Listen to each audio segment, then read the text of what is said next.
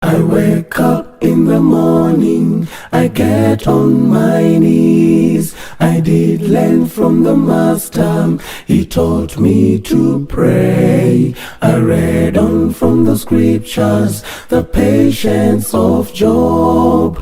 Keep on your faith and live with hope. Jesus is the Redeemer and friend, the only comforter when you feel you are alone. He will be there when you cry out. Keep on your faith and live with hope. When you get into trouble, lift up your head and look up to the mountains where your help comes from. You surely have a refuge all night, all day. Keep on your faith and live with hope. Jesus is the Redeemer and friend, the only comforter when you feel you are alone. He will be there when you cry out.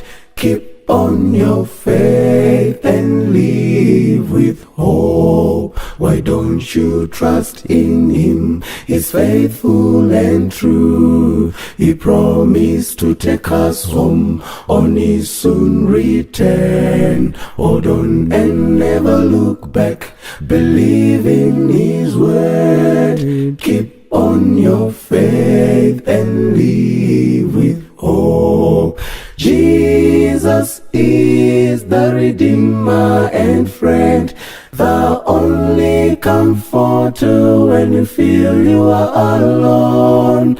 He will be there when you cry out.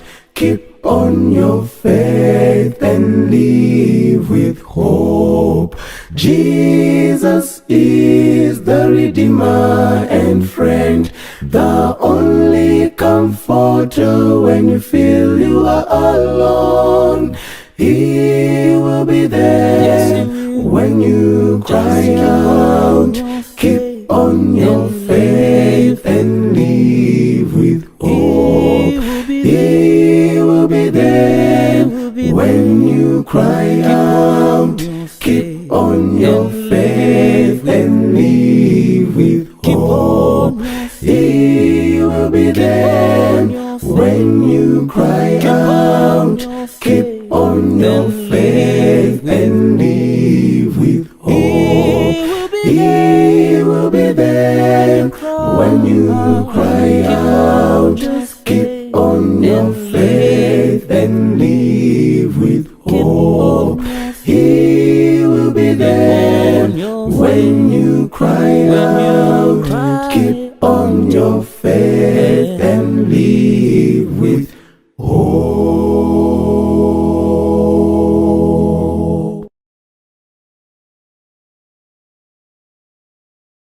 Saints of God, what a blessing to meet yet again with you in this beautiful week of prayer. Our sermon title for this evening is Mosaic Faith. And we are picking our reading from the book of Deuteronomy chapter 10, verse number 12. The Bible reads, "And now, O Israel, what doth the Lord thy God require of thee? But to fear the Lord thy God, to walk in all his ways, to love him, to serve the Lord thy God with all thy heart and with all thy soul, to keep the commandments of the Lord and his statutes, which I command you this day for thy good." Let us pray. Father in heaven, we are thankful for this special privilege that you have given to us, coming together this evening to learn from your word. We pray for your blessing upon your word. We pray for a forgiveness of our sins. And we pray for a building in us of a conviction that draws us closer to you, our Maker. Thank you for you are our God. In Jesus' name we pray. Amen and amen. Christians are people who believe, strive to reflect, and emulate the life of Jesus Christ. The Christian life is informed by the ministry of the Holy Spirit and God's will as revealed in the Bible. True Christian practice draws its value system, its belief content, and its ethical tenets not from personal opinions, traditions, or actions of religious bodies, but from God's will as it is revealed in the Bible and supported by the Holy Spirit. When belief content ceases to come or emanate from this source, even the practice ceases to be genuine. The Bible highlights God's label for true Christian practice. At some point, speaking in the book of James, chapter 1, verse number 27, God calls true religion, he calls it pure and undefiled worship. So true Christian practice in the book of James, chapter 1, verse 27, the Lord calls it pure and undefiled religion. And in the book of John, chapter 4, verse number 23, the Lord calls it true worship. In Hebrews chapter 12, verse 28, God calls it acceptable service. Practitioners of pure and undefiled religion, true worship, and acceptable service reflect an absolute love for God. They have implicit obedience and they have an affinity for truth-based practice. God has in several places of his book emphasized the need for pure and undefiled religion. He has emphasized the need for acceptable worship. He has emphasized the need in several portions of the Bible of true worship. It is on the basis of true worship, acceptable service, pure and undefiled religion that God commended such men as Abraham, David, Daniel, and many others. The Lord, speaking in the book of Micah, chapter 6, verse number 8, he says, "What doth the Lord your God require of thee?" As the Lord is addressing people in the time of Micah through the prophet, he asks an important question. He says, "What does the Lord require of thee?" And it's the same question that the Lord asked in the book of Deuteronomy chapter 10, verse number 12.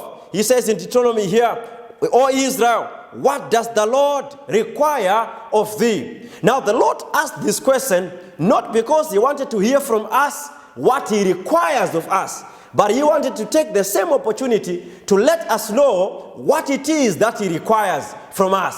He wanted to take the same chance to also convey to us the fundamental elements that shape true Christian practice, or that shape a faith that I can call in this presentation a Mosaic faith. Now, as you read in the book of Deuteronomy, chapter 10, verse number 12, there are 4 things that are put across by God as making up true Christian practice, or making up a Mosaic faith. The record from Scripture reads, "What does the Lord your God require of thee? But number 1, to fear the Lord. Number 2, to walk in his ways. Number 3, to love him. And number 4, to serve the Lord with all our hearts and all our everything." Among the fundamental elements that shape true Christian practice, acceptable worship, or true worship, or a Mosaic faith are fearing the Lord, loving him, walking in his ways, and serving him. Fundamental element number 1,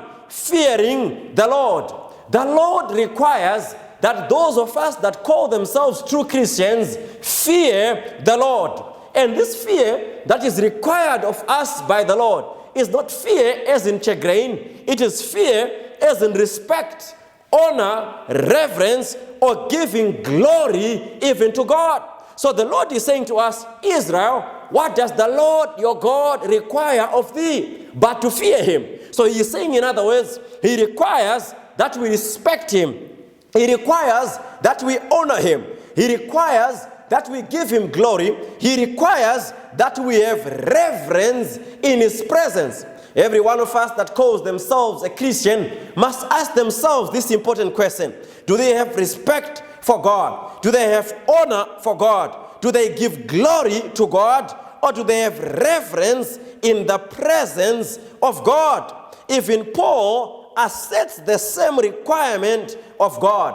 1 Corinthians chapter 10, verse number 31, Paul speaking to us, he says, "Friends, whatsoever things you do, do all to the glory of God." Be it in eating, be it in whatever it is that you do all to the glory of God. In other words, Paul is saying we must do all with the reverence of God, We must do all in giving honor to God. We must do all in the fear of the Lord. Fundamental element number 1, shaping a Mosaic faith or true Christian practice is that you and I are expected by God to fear God. Respecting God and obeying His commands is the mandate that He requires of every one of us. You remember Ecclesiastes chapter 12, verse number 13, where keeping the commandments of God is the summary of the faith that is expected of human beings. Fearing God is even the first directive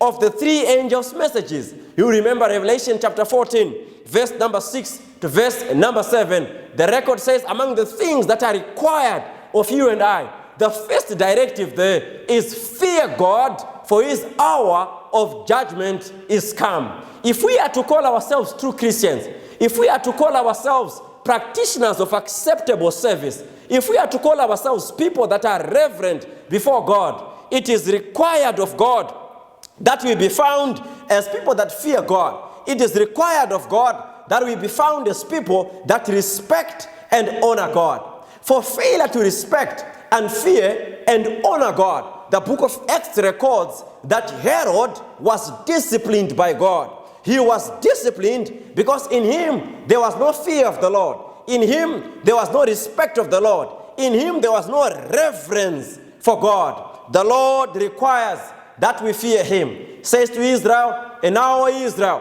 what does the Lord your God require of thee but to fear Him? God requires that all of us fear Him. The Lord requires that we have the fear of the Lord in our hearts. And here is the good news about fearing God. The fundamental element of fearing God is the transaction that is initiated and sustained by the Almighty. The book of Jeremiah chapter 32, verse number 40 shares important information on this aspect that shapes our faith, the aspect of fearing the Lord. Jeremiah chapter 32, and I'll read with you verse number 40. The Bible reads here, the Lord is speaking to the people of Jeremiah and speaking to us also at the same time. He says in verse number 40, and I will make an everlasting covenant with them, that I will not turn away from them, but I will also put my fear in their hearts, that they shall not turn, they shall not depart from me. So when you read Jeremiah chapter 32, verse number 40, the Lord speaks of His fear. He says here, I will make an everlasting covenant with them, that I will not turn away from them. So in this text here, we are given 2 individuals. We have the Lord and we have His people. And the Lord is saying that I do not turn away from my people. I am going to make an everlasting covenant with them. In other words, it is the Lord's covenant that will keep Him from turning away from us. And the record also says that the people do not depart from me as the Lord. I am going to put my fear in their hearts. So the Lord will keep with us because of the covenant that He has made with us. And He makes us remain with Him because of the fear that He has put in our hearts. The Lord invests something special in those that follow Him called His fear. He puts His fear in our hearts that we do not depart from Him. Everybody who has followed God, everyone who has elected to follow God, he has this special thing that God has done for him. The Lord has put in him His fear in his heart, so that this individual, having the fear of God in his heart, does not depart from God. I want you to know, dear God, that there are times, dear friends of mine, there are many times in our lives when we have reversed the transaction that God has done for us, the transaction of putting His fear in our hearts. There are times through our practice that we have reversed this transaction of removing the fear of God from our hearts by our practice. We have found ourselves further away from God, not because God has moved, because as a result of His covenant, He does not move from us. We have moved because of our acts, which have resulted in the fear of the Lord. And I need to, which has resulted in the removal of the fear of the Lord from our hearts. And I need to ask you this special question.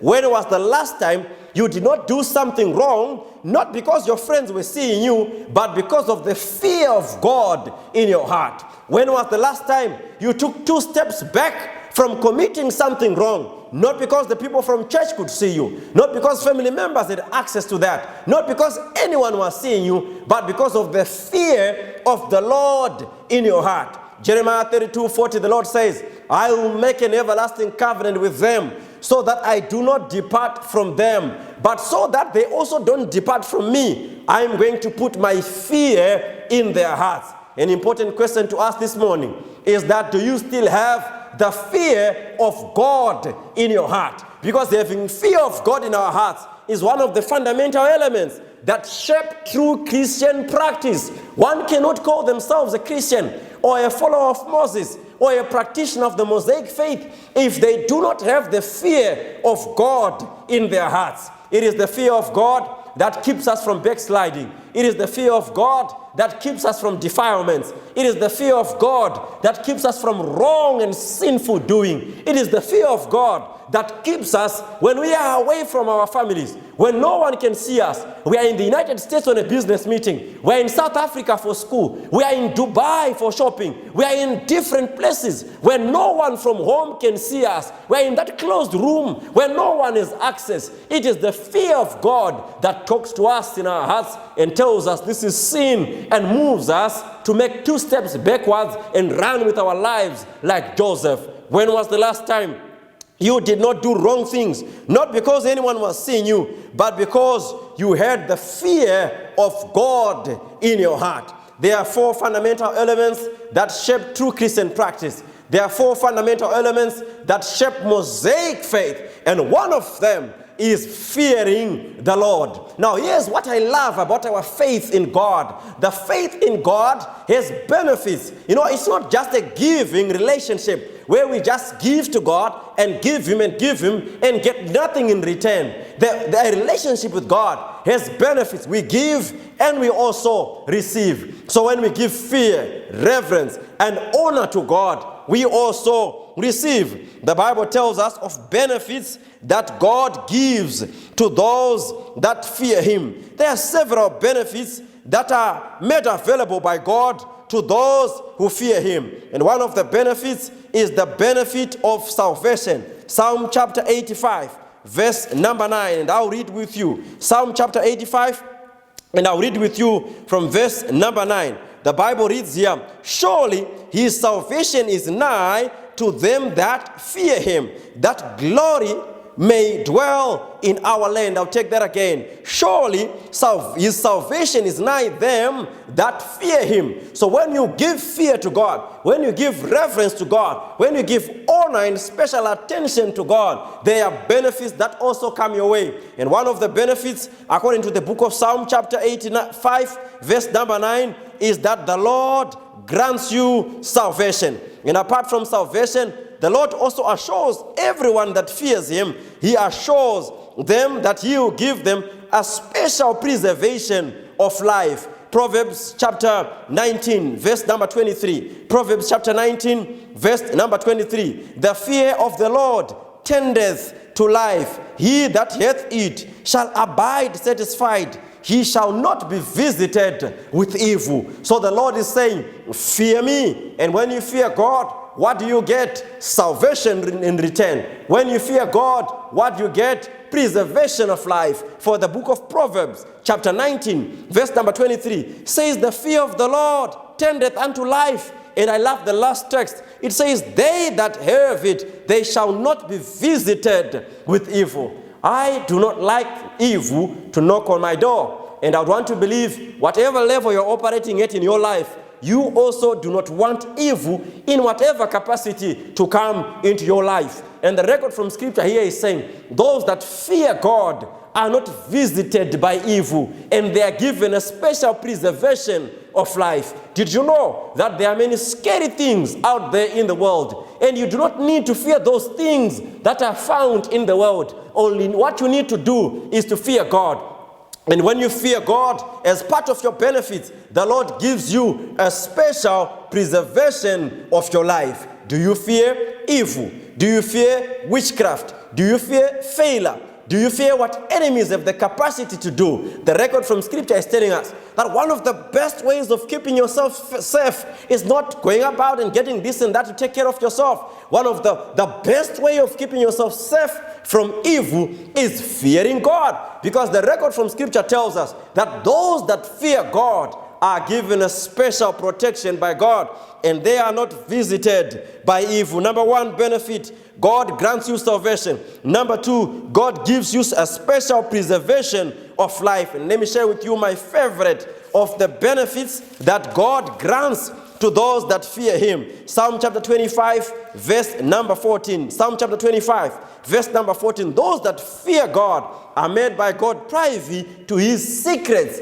God gives them special information that other people do not have. Psalm chapter 25, and I'll read with you verse number 14 here. The Bible reads on verse number 14, the secret of the Lord is with them that fear him, and he will show them his covenant. Listen to what the record from Scripture says. It says, the secret of the Lord is with them that fear him, and God will show them his covenant. I want you to know, dear friends, that there's a lot of information that we can learn of in the universe. And the amount of information you will get will depend on what God allows you to actually receive. And the record from Scripture tells us that those that fear God, they have a special privilege of being privy to the secrets of God. The record says, the secret of the Lord is with them that fear him. So if you don't have information as to the mysteries of God, the blame is not with God.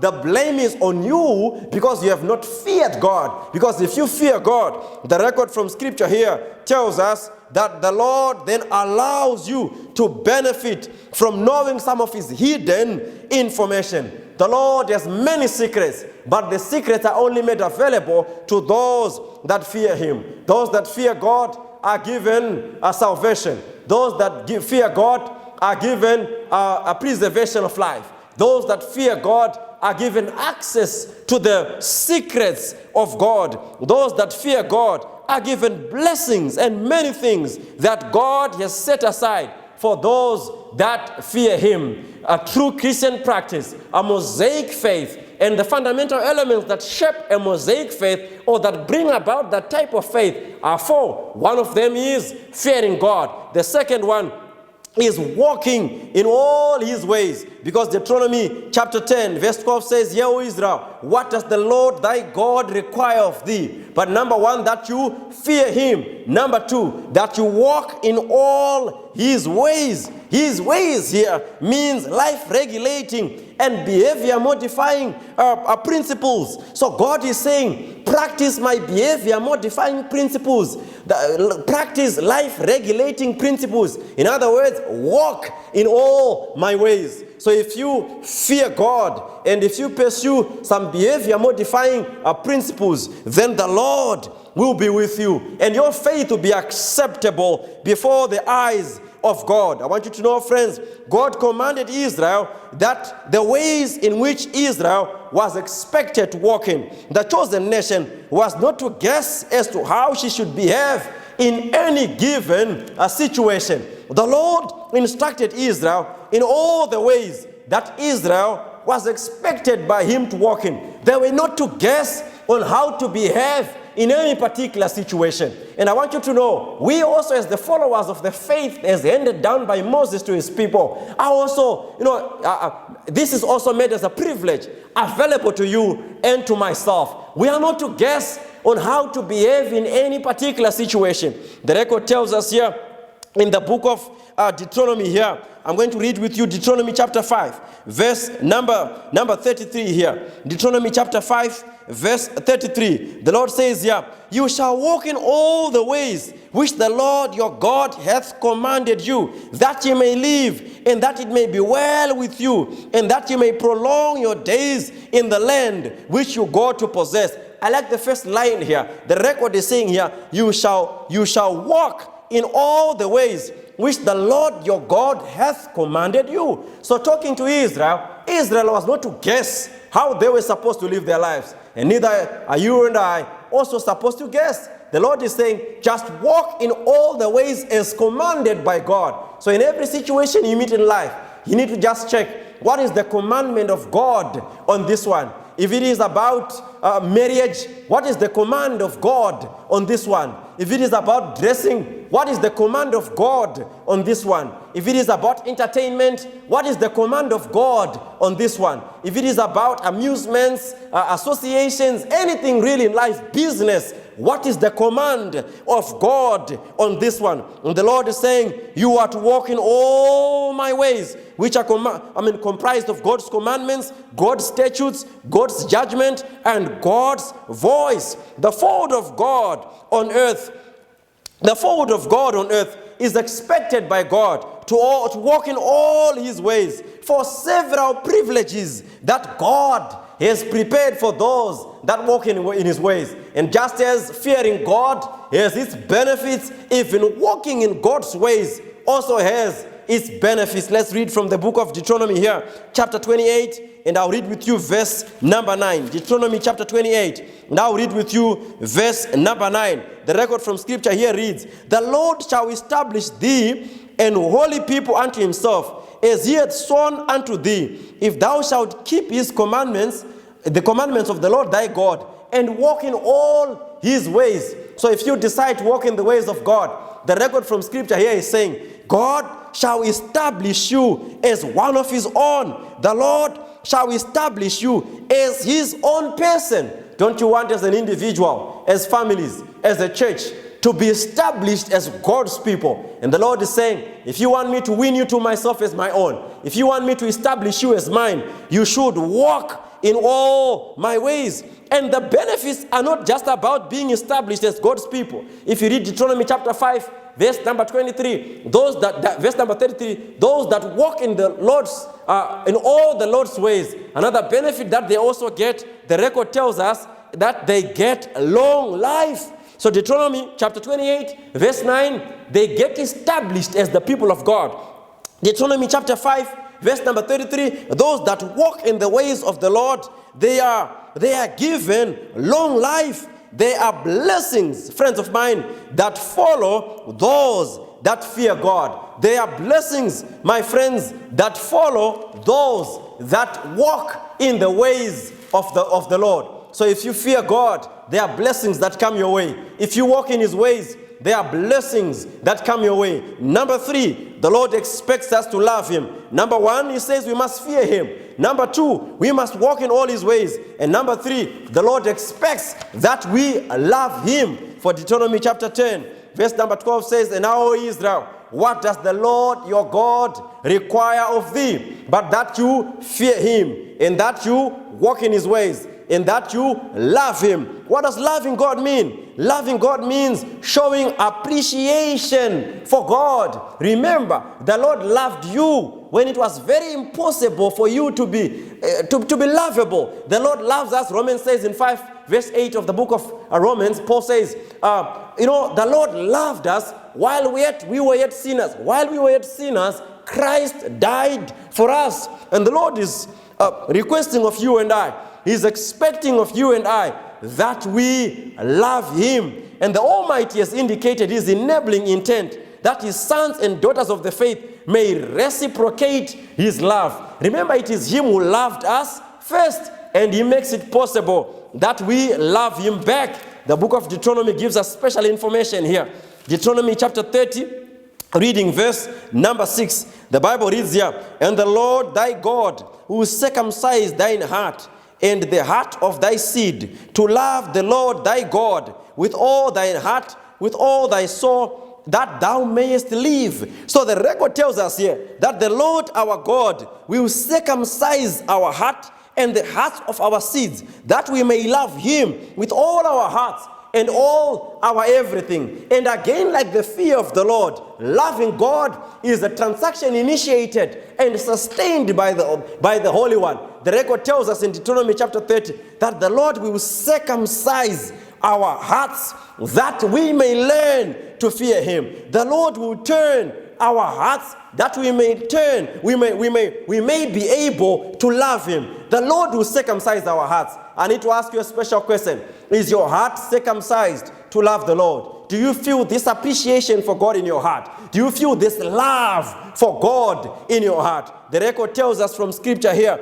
that the Lord does this transaction for us. He turns our hearts just like he does, when he wants us to fear him. He circumcises your heart and my heart that we fear him. But he only circumcises those hearts of the people that are willing to follow God. Are you willing to follow God? Do you follow God? And as you follow God, God will work on your heart that you will start loving God. And it is love for God which compels obedience. It is love for God which compels loyalty. It is love for God which compels conformity to his will. You need to ask yourself a question. Why are you not willing to be conformed to the will of God? You need to ask yourself a question. Why are you not willing to align yourself to the obedience of God? One of the reasons could be that our hearts are not turned to fear God. Because those whose hearts are turned to fear God, those whose hearts are circumcised, have a natural appreciation and a natural love for God. And loving God, just like the other fundamental elements that we have looked at, also has its rewards. It has its blessings. Deuteronomy chapter 30, verse number 19. Deuteronomy chapter 30, verse number 19, read with me. The Bible reads, I call heaven on earth. Deuteronomy chapter 30 here, I'm going to read with you verse 19 and verse number 20. Verse 19, I call heaven and earth to record this day against you, that I've set before you life and death, blessings and cursing. Therefore choose life, that both thou and thy seed may live. Verse 20, that thou mayest love the Lord thy God, that thou mayest obey his voice, and that thou mayest cleave unto him. For he is thy life and the length of thy days. For he is thy life and the length of thy days. So we are told here in scripture that those that love God, one of the blessings that you get is long life. So those that love God are actually expected to live longer, because God is assuring in his word that you love him, he is going to then give you a long life. But not only does God grant long life to those that fear him or that love him, God also promises long life, but even much more to those that fear him. Let me draw your attention to the book of Psalm chapter 145, verse number 20. Psalm chapter 145. And I want us to read verse number 20 here. Verse number 20, it says, the Lord preserveth all that love him, but all the wicked he will destroy. I hope you got that one. The Lord preserveth all that love him. So if you love him, number one benefit is long life. If you love him, number two, the record is telling us here that the Lord will give you a preservation of your life. The same as you get when you fear him, he also gives you if you love him. But my favorite on this one is that those that love God are given preferential access to the providences of God. Deuteronomy chapter 11. And I want us to read verse 13 to verse number 14. Most of my verses for this discussion are coming from the book of Deuteronomy. Hence I've called it the Mosaic faith. Deuteronomy chapter 11 here. And I want us to read verse 13. It says here, it shall come to pass that if you hearken diligently unto my commandments, which I command you this day, to love the Lord your God, and to serve him with all your heart and with all your soul, that I will give to you the rain of your land in his due season, both the first rain and the latter rain, that thou mayest gather in thy corn and thy wine and thine oil. So the record is telling us here that those that love him are given preferential access to his providences. The record says here, it shall come to pass that if you hearken unto the Lord and love him. Listen to what the Lord is saying here, that when you have loved him, there is something that he is going to do for you and I, if we love him. He says here, I'll give you the rain of your land in its due season. He says, if you love me, here's what I'm going to do for you. I'm going to give you the rain of your land in its due season. In other words, the Lord is saying, I'll give you the rain of your land at exactly the time it is required. And what rain is God promising here? He's saying, I will rain both the early rain and the later rain at exactly the time it is required. Now, God is not promising this to just about everybody else. He is promising it to those that have a love for God, those that have an appreciation for God. He is saying, I will rain, I will bring your rain at the time that it is required, and both the early and the later rain shall come at a time that it is expected. And I want you to know, dear friends, that just as the later and the early rain would come in due season in the Old Testament, the same will also apply to you and I in the later times. As we wait for the coming of the Son of Man, the later rain will also rain on us on the appropriate season if we are people that love God. Number one, fear God. Number two, walk in all his ways. Number three, love God. Number four, serve the Lord your God. The record says here, and now, O Israel, what does the Lord require of him? But that you fear him, that you walk in his ways, that you love him. And number three, that you serve him, that you serve the Lord your God. And I want you to know, friends, that just as fearing, walking in his ways, and loving him have their benefits, even serving God also has its benefits. And I need to share with you these benefits. I love the benefits that God is talking about here. One of the benefits is coming from the book of Deuteronomy, chapter 11, verse 13 to verse number 15. Those that serve God, the record says from scripture that those that serve him, the Lord is going to give him access to divine providence. He's going to grant them access to divine providence. Do you want divine providence? The record is saying, serve God. And those that serve God, I love this one, I just have to read it. God also has some benefits that he has in place for them.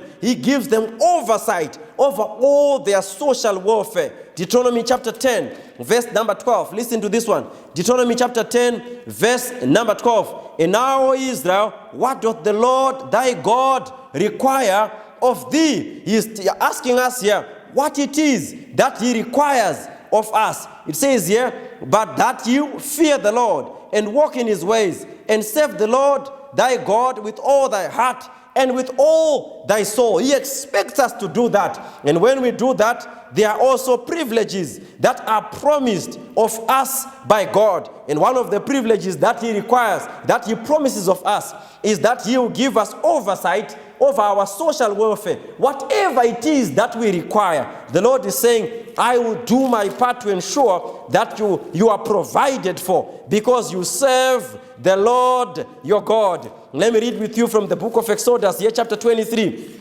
verse number 25. Exodus chapter 23, verse number 25. It shows us also what God promises those that serve him. Chapter 23, verse number 25. It says, thou shalt, verse 25 here of Exodus chapter 23. The Bible reads, and you shall serve the Lord your God, and he shall bless your bread and thy water, and I will take sickness away from your midst. I need to read this text again. Verse 25. He says here, you shall serve the Lord your God. And what will he do in return? He shall bless your bread and your water. And he will also take away sickness from you. So the Lord has wonderful promises that he is making to his people. He is saying if you love him, he is saying if you serve him, he is saying if you walk in all his ways, he is saying if you fear him, there are benefits that the Lord is promising. And some of my favorite blessings that I look forward